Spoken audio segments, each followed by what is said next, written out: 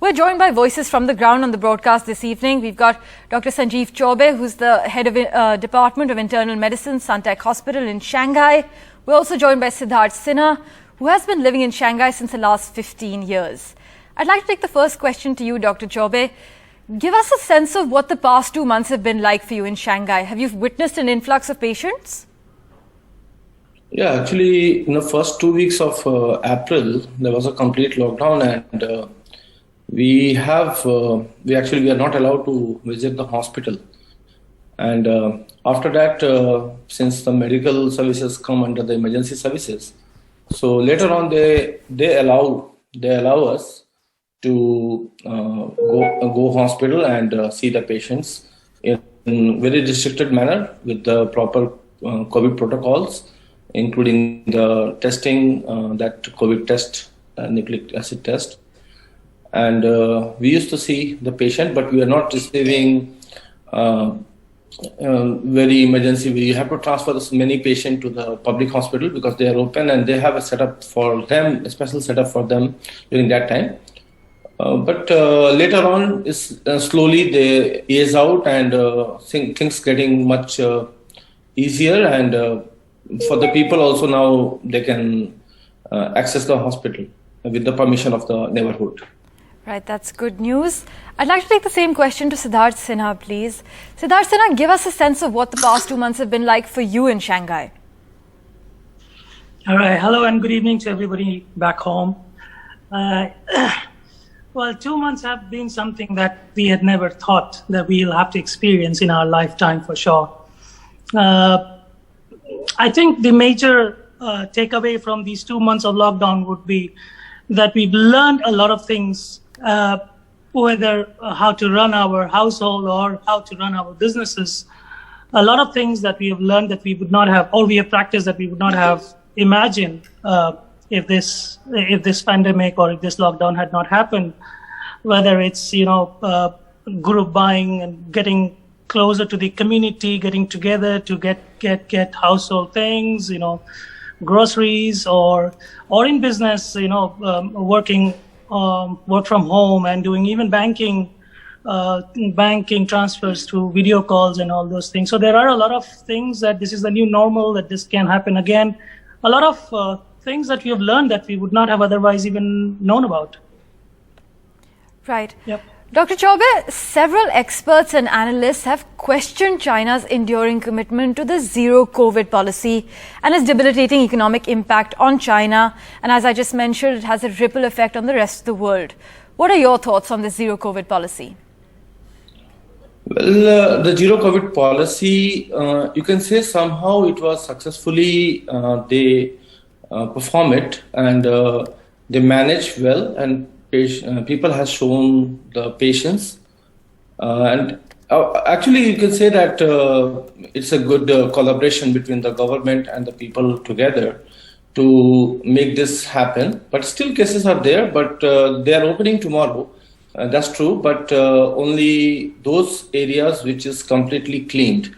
Those area who has, you can say around 85 to 90% the Shanghai will be open, and but they managed to make a zero COVID policy in a real manner. So it was really a very great effort from the government side and cooperation from the people together. But do you think the zero COVID policy is a sustainable policy, and can it be replicated to other parts of the world? See, it depends on the country to country, because here in Shanghai or in China, people are used to of discipline.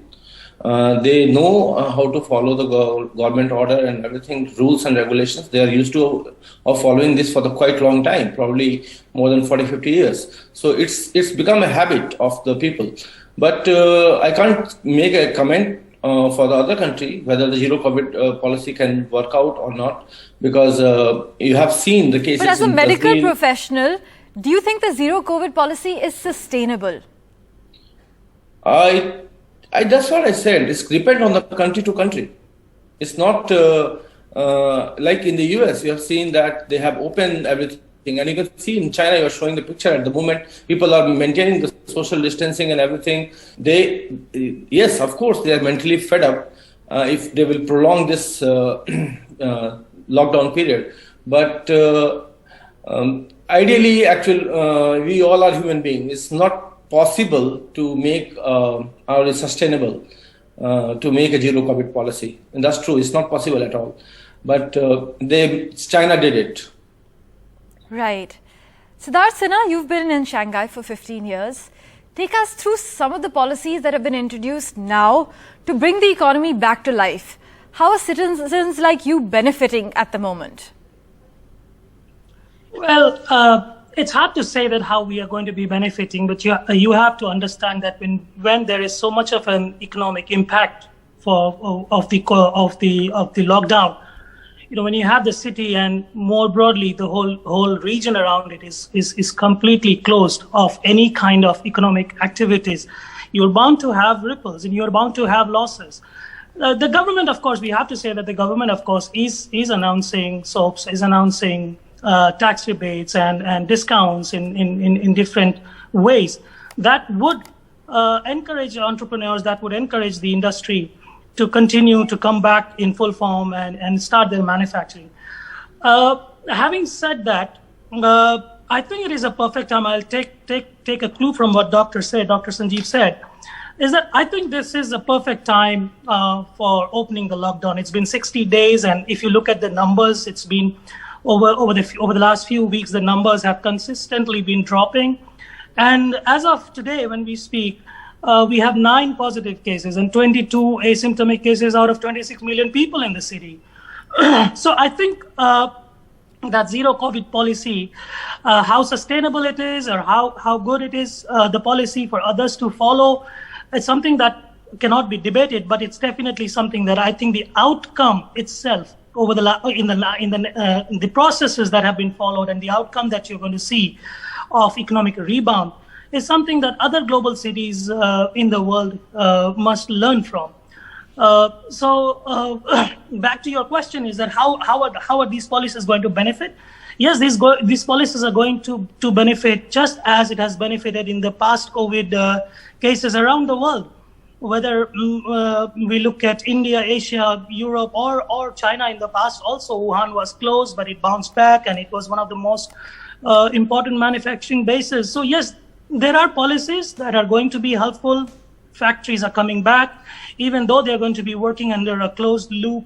But I think we have to wait for the next few quarters to see the results of the economic soaps that are on offer by the government. Siddharth Sinha and Dr. Sanjeev Chaubey, thank you so much, gentlemen, for joining us.